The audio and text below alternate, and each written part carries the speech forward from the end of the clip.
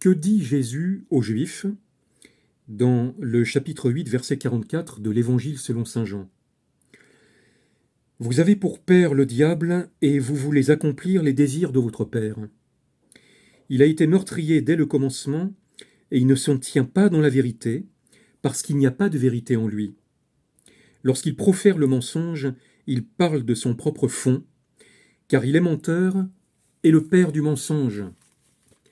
Voilà une parole qui sert de point de départ à la célèbre étude de Monseigneur Léon Christiani, né le 4 janvier 1879, Présence de Satan dans le monde moderne.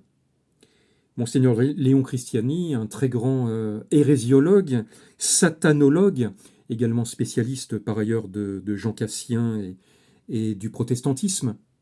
Il a vécu très longtemps à Lyon et il a pu rédiger cet ouvrage absolument fondamental qui se focalise sur évidemment le grappin du curé d'Ars, l'émergence des faux voyants de Lourdes.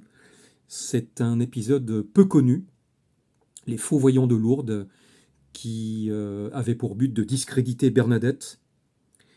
Il évoque également les aspects lucifériens de la Révolution française, du nazisme aussi bien que du bolchevisme, pour lesquels il parle de possession collective, une Chine possédée, une Russie infestée. Fort heureusement, il évoque en regard le matérialisme tout à fait sataniste du capitalisme. Il évoque le satanisme comme religion et le satanisme comme magie, présent surtout dans le monde occidental. Alors, il y a deux phrases que je retiens particulièrement dans cet ouvrage. La première est la suivante. Le diable ne désire rien autant que le pouvoir d'agir parmi les hommes, sans qu'on reconnaisse sa présence ni son action, mais Dieu ne le lui permet pas. Cela, ça pourrait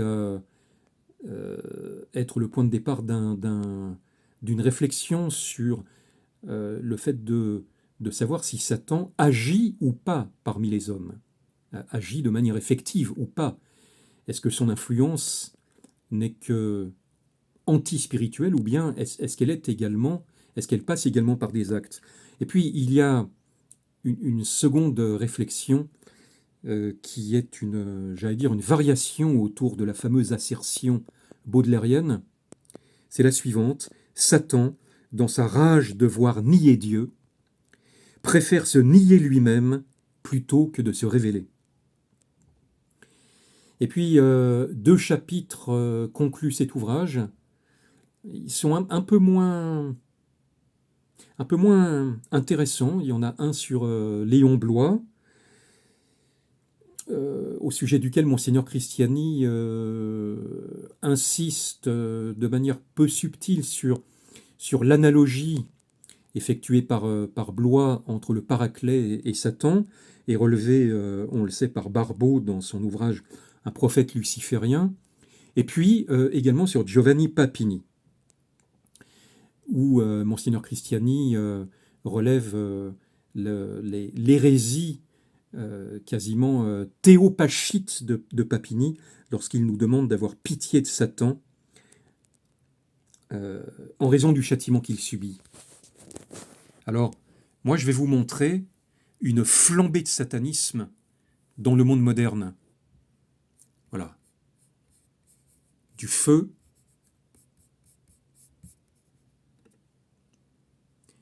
une discothèque, des téléphones portables, l'outil principal du satanisme contemporain, le fait que les gens qui utilisent cet outil se sentent à l'abri du réel, aussi bien qu'à l'abri de l'irréel, par ailleurs, et puis cette seconde image où le téléphone portable sert à montrer au monde entier la mort, alors qu'il suffirait d'ouvrir la porte pour que les filmés puissent lui échapper.